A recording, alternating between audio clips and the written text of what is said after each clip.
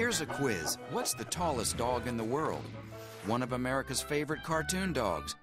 And a dog that was thought to protect people from ghosts. That's right, the Great Dane.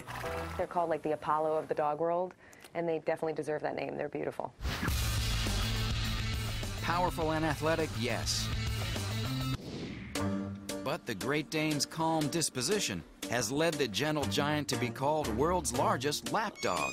I had a client the other day with his Great Dane, I kid you not, sitting on his lap in the waiting room. But the roots of this breed are anything but warm and fuzzy. First of all, they're not really Danish. It's interesting that their name is Great Dane when their origins have nothing to do with Denmark. They're actually a German Mastiff.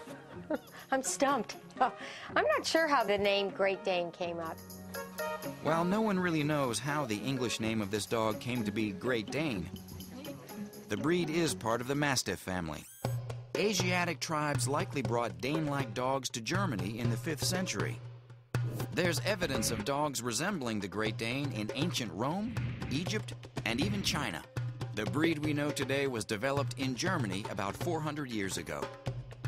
They were bred in Germany to hunt large prey, to patrol estates, and they were even used as war dogs.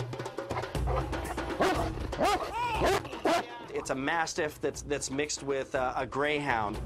I think sometimes people forget that underneath all of that calm is still a very, very large guarding dog. The breed was also ascribed mystical powers in medieval times and was said to protect against evil spirits. The Great Dane is a magical animal. Run, Caleb. Over the last 100 years, the aggression and prey drive that made the dog such a sought-after hunter have largely been bred out of the breed. Today's Great Danes prefer the couch to combat. They'll lay on the couch, you better have a big bed. They are couch potatoes.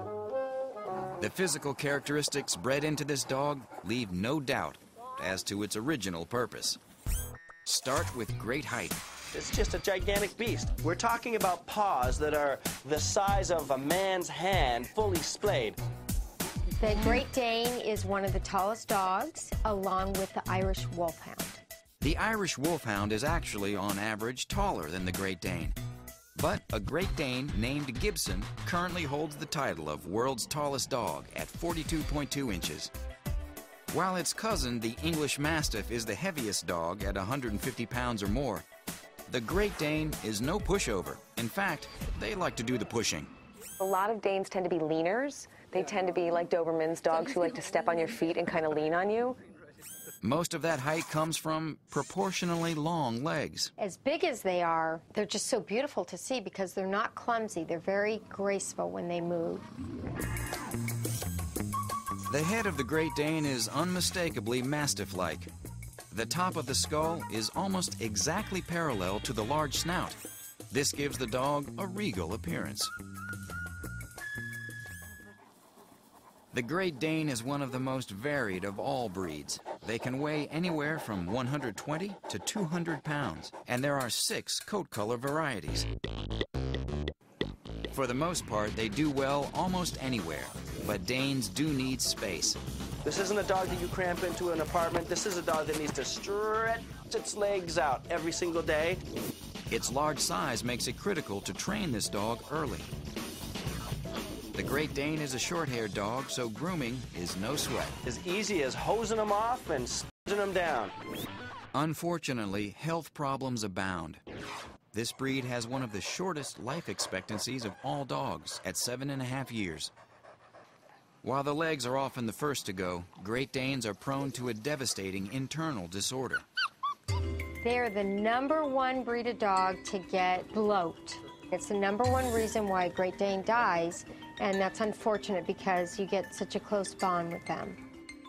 Bloat can occur when a dog with a full stomach engages in heavy activity, like exercise. Great Danes, along with many other breeds, have stomachs that are not attached to the rib cage. During heavy activity, the stomach can flip, blocking the intestinal tract. If not treated immediately, bloat is extremely dangerous. What we need to be doing is making sure that they eat their meal and they rest for a good 40 minutes to an hour before giving them any type of exercise. Despite the health concerns, these dogs fit in well with families. I think kids might tend to think that they could climb all over that dog and, ride it like a pony, climb on it when it's laying on the bed, and that's really not a safe thing to do with any dog, and certainly not a dog as large as a Great Dane. Not all dogs adhere to breed standards, but in general, the Great Dane needs space. The breed does not live long. It has lots of health issues. They're easy to groom. They're easy to train, but start early. Train and acclimate them early to children, and they'll be wonderful family dogs.